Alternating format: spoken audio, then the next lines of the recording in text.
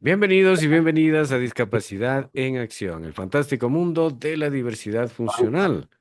En este momento estamos en el otro extremo de la antena con la licenciada María Fernanda Peralta, quien gentilmente nos ha brindado esta entrevista con el objetivo de analizar el tema de la rehabilitación básica funcional en niños con NE. Sin embargo, el contexto en el que nos vamos a desenvolver es el contexto sociofamiliar. Es decir, nuestra licenciada es madre de una niña con NE, es psicopedagoga y actualmente sigue en el proceso académico en una maestría. Entonces, bienvenida, licenciada, a Discapacidad en Acción. Cuéntanos un poquito sobre su trayectoria profesional. Hola, muchas gracias por la invitación. Me gusta, me agrada que me hayan invitado y estar en este espacio. Bueno, un poquito sobre mí. Soy psicopedagoga, soy mamá de tres, tengo una niña con necesidades educativas. em, He estado dando talleres tanto a padres como a niños y dar pequeñas intervenciones también con niños. Aparte, estoy haciendo una maestría en neuropsicología del aprendizaje. Ujú. Entonces, todo este proceso ha sido bastante sistemático.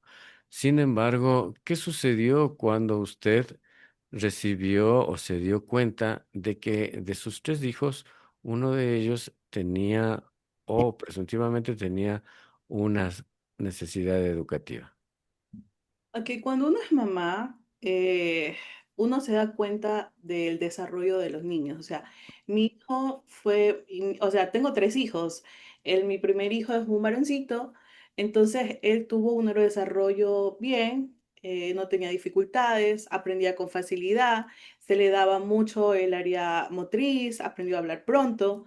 En cambio, con mi otra hija sí vi un pequeño cambio. Entonces, hay esos como chics de alerta que dice, ok, esto no va bien.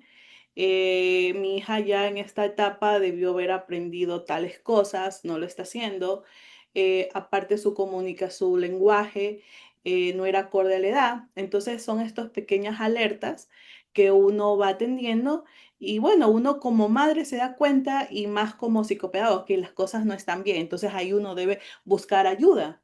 En este caso, mi esposo decía, no, ¿sabes qué? Es normal, es la etapa del desarrollo, que la hermana aprendió a hablar a los 5 años, que es normal, que la dejemos. Entonces decía, no, o sea, no, porque mientras más tarde llevemos a hacerle los exámenes, más tarde hagamos una intervención, va a ser mucho mejor para ella. Para esto también yo tengo otra carrera aparte, entonces yo dije, no, necesito comprender a mi hija y por eso también ingresé a estudiar lo que es psicopedagogía. Y me gustó tanto, es una carrera muy bonita, muy humana. Y es, bueno, aquí estoy haciendo una maestría, la cual nos abre un poco más la mente. Muy bien, entonces, una vez que ya tiene el diagnóstico, ¿cuáles son los factores de protección que usted activó? ¿Cómo fue ese proceso? Cuéntenos un poquito. Bueno, bueno, mi hija tuvo dos valoraciones. En la primera nos dijeron como diagnóstico que ella tenía TEL, además tenía la disfemia, que es lo de que se habla sobre la tartamudez, y tenía el trastorno del espectro autismo, pero social. Entonces yo discutía, porque muchos niños que salen de pandemia tienen esta parte social discriminada, o sea, no son niños que encajan fácilmente, no son niños que se comunican fácilmente. ¿Por qué? Porque en pandemia estábamos con mucho uso de la tecnología. Entonces decía, no, no es así. Entonces hice otras valoraciones y ahí fue que nos dijeron el que tenía el TEL, el trastorno específico del lenguaje, también que tiene la disfemia y también tiene un trastorno del procesamiento sensorial. Ok, una vez que tuve este diagnóstico, ¿qué hice? Buscar ayuda, porque como cualquier mamá, aparte de muy mi profesión, tengo que buscar ayuda porque no todo lo puedo hacer yo. Y como madre también debemos dar eso, o sea, pedir ayuda, averiguar, ver qué terapias se pueden hacer. Entonces, mi hija ahorita está en terapia ocupacional, está en terapia de lenguaje y tiene refuerzo escolar. Entonces, eso es lo que te puedo decir en cuanto a mi nena. ¿Mm? Entonces, me quedo con la parte que mencionas que busqué apoyo. ¿Y por qué buscaste ese apoyo si tenemos todo el conocimiento en casa, e incluso estás con una maestría, y pues, ¿por qué el apoyo externo? Ya, ¿por qué el apoyo externo? O sea, te voy a conversar algo que me pasó a mí en lo personal. O sea, Ujú. cuando era pequeña, yo le hacía mucho material, motricidad fina, motricidad gruesa, pero cuando ella ya tuvo esa independencia, me decía, ok, tú eres mi mamá, no eres mi profesora. Entonces ya me costaba un poco más trabajar con ella. Entonces, ¿qué va? Contraté a una profesora que venga a mi casa y con las pautas que yo le doy, ella trabaja aparte con ella. ¿Por qué? Porque muchos niños, no sé si les pasa a otros, pero en mi caso me pasó, no quieren trabajar bien con sus mamás. Entonces hay que buscar ayuda. Y esto también va con las madres que son muy negadas o padres que no quieren recibir el diagnóstico, no quieren aceptar, porque cuando tú aceptas, tú quieres y que tu hijo lo intervenga, o sea, que haya esta ayuda, esta intervención. ¿Por qué? Porque mientras más pronto lo hacemos, más podemos ver cambios, porque los niños con necesidades educativas necesitan apoyo, apoyo escolar, apoyo emocional. Aquí están las adaptaciones. Por ejemplo, yo la tenía en una escuela, en esta escuela no le hicieron las adaptaciones. ¿Y cuál un niño necesita? Porque ningún niño aprende igual, cada niño aprende de una manera diferente. Cuando tenían que darle el examen, yo le decía a mi hija no puede dar el examen igual que dan los otros niños. Entonces la profesora también se portó un poquito cerrada. Entonces la cambié y gracias a Dios este cambio fue bueno. eh, Le ayudan mucho en esta parte en la escuela porque le hicieron su adaptación. ¿Y para qué? O sea, mi hija actualmente se desenvuelve como otro niño normal. Es verdad que le cuesta un poquito comunicarse y a veces ese miedo al que hagan bullying, a veces no le deja, yo le digo, no le deja desarrollar, no le deja hablar. Pero esto de aquí se va manejando en terapias de lenguaje. Entonces, ella actualmente tiene más amiguitos. Entonces, también va la inclusión que en la escuela hagan con los niños. Porque me acuerdo que en otra escuelita también lo discriminaban. Le decían, no, tú no eres mi amiga. Entonces, uno como padre también uno debe criar niños inclusivos, niños que comprendan y sientan el sentir de otra persona. Sí, muy bien, entonces es una realidad que se vive, ¿verdad? Pero se destaca mucho el tema de que hay que buscar ayuda y a veces las mamitas insisten en ser mamás e insisten en ser profesoras e insisten por el amor que les tienen a los hijos ser las todólogas. Y ahí es cuando de pronto se frena que el niño pueda avanzar. ¿Qué piensas tú? Y yo creo que uno como madre trata de hacer muchas cosas por sus hijos. Muchas veces uno no cuenta con los recursos suficientes y por eso uno hace lo que está al alcance. Pero creo que si uno cuenta con los recursos y actualmente existen instituciones que nos pueden ayudar tanto en la parte de psicopedagogía, en la parte psicológica, en la parte de terapia ocupacional, de terapia de lenguaje, o sea, sí existe. Y si nosotros como padres tenemos los recursos, ¿por qué no hacerlo? ¿Por qué no pedir ayuda? También creo que uno a veces como madre se frustra también un poco y ahí va el que también, como que la parte del cuidador, el bienestar del cuidador, porque sí, porque no es fácil, no es fácil. desde mi perspectiva, estudiar, sacar una maestría, estar con mis tres hijos, aparte cada uno tiene sus actividades, sus deberes. Entonces, no es fácil, no es fácil. O sea, ¿para qué les mentiría? Ay, no, es fácil, lo puedes hacer. No, no es fácil. O sea, se necesita mucho apoyo de la pareja, mucha aceptación también, tener paciencia, porque tú el cambio no lo ves, no lo ves de la noche a la mañana. Es un cambio que lo ves con el tiempo. A veces uno abandona, yo también lo he hecho, algunas veces digo, ya estoy saturada, un mes no voy a ir a terapias y tú ves que ese mes tu hijo se estanca o a veces me pasaba cuando estaba más pequeña que me retrocedía en la parte del lenguaje. Entonces uno debe de ser persistente, mucha persistencia. Y justamente con esa persistencia es lo que se alcanza el éxito de los niños, ¿no? Sin embargo, es comprensible que como cuidador también el agotamiento se hace evidente. Pero lo que se demuestra que cuando se quiere se puede. Y en ese sentido, pues aquí le sumamos la maestría, ¿verdad? Cuéntame cómo ha sido la experiencia en el ámbito académico, el ámbito de ser mamá, el contexto específico con la nena, cómo lo has ido llevando a cabo y cuéntanos de pronto alguna experiencia.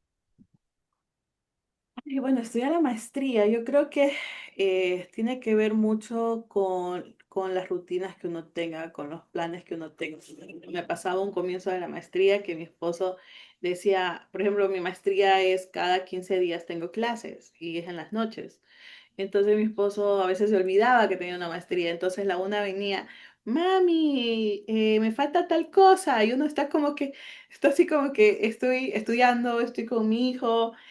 Aparte, mi esposo llega tarde a su trabajo. O sea, sí, sí es complicado, pero uno tiene que llegar a un punto intermedio, tener rutinas, tener una planificación, tener, si uno cuenta con este apoyo familiar, ¿por qué no hacerlo? Muchas veces en mi caso, yo no cuento mucho con mi apoyo emocional, porque mi apoyo familiar, porque mis papás trabajan. Entonces, a veces cuando quiero llevar a mi hijo, porque o sea, he tratado que mis tres hijos tengan varias rutinas, porque muchas veces también me pasaba que todo era a mi hija que tenía necesidades educativas. Entonces, los otros comprendían pero ya decía, ok, mami, pero yo quiero hacer tal cosa. Entonces, he tratado que cada cual llegue del colegio, tenga su rutina, lo voy a dejar, o estoy ahí con él. Mi otra hija también tenga su rutina y mi otra hija obviamente también tenga su rutina. Es difícil, es muy difícil y a veces uno dice, a veces uno, en este caso a veces no podía, decía, ¿sabes qué, papi? ¿Puedes ayudarme recogiendo a mi hijo? Entonces me decía, ya, ya, déjame ver cómo hago. Entonces yo, ay, gracias, así como que sí, o sea, no es fácil, o sea, no es fácil, pero cuando se quiere, se puede. Eh, muchas veces, creo que no ha sido una, sino muchas veces que he dicho, no, ya no quiero estudiar, pero cuando uno tiene amigos, en este caso tú, a veces te he llamado a decirte, ¿sabes qué? Ya no puedo. Y tú me has dicho, no, tú puedes salir. Entonces sí, o sea, la organización es primordial. Si uno quiere hacer muchas cosas, hay que organizarse, porque si no, no nos alcanza y a veces perdemos el tiempo en personas en cosas, en actividades que no son tan importantes. Entonces hay que saber qué es lo que es importante, qué es lo que vamos a hacer hoy específicamente, porque tampoco es que podemos hacerlo todo. Entonces hay que ver, ok, de estas actividades que tenemos en el día, ¿qué es lo más importante? Entonces esas actividades, aunque sea, hay que hacerlas y no frustrarnos, porque muchas veces como mamá somos enemigas de nosotros mismos. Creo que nosotros somos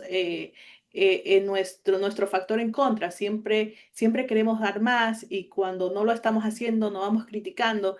Y creo que como mujeres eso debe cambiar, porque nosotros hacemos todo lo humanamente posible y dejar de autocriticarnos también.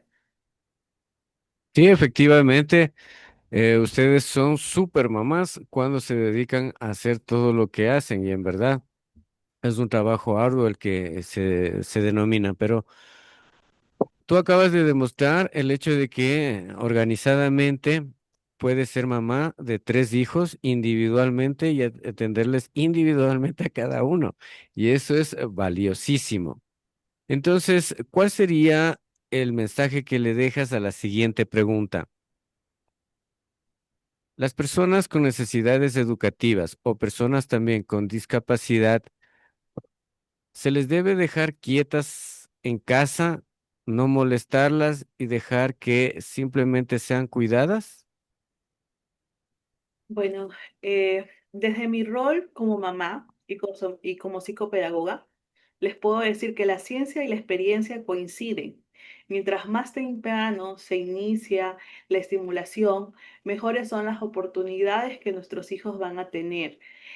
No se trata de esperar que los problemas aparezcan, sino adelantarse y brindar todas las herramientas, ya que esto les van a servir en el transcurso de toda su vida. Por eso digo, mientras más pronto tú tengas el diagnóstico y la aceptación, porque muchas veces tenemos el diagnóstico pero no aceptamos, más pronto nuestro hijo se podrá desarrollar y ser una persona independiente, que es lo que logramos como psicopedagogos, que el niño se pueda valer por sí solo, no esperar que la mamá lo ayude. ¿Por qué? Porque él sí puede, él con mucha terapia podrá hacerlo. Por eso le digo la intervención, el diagnóstico es lo esencial.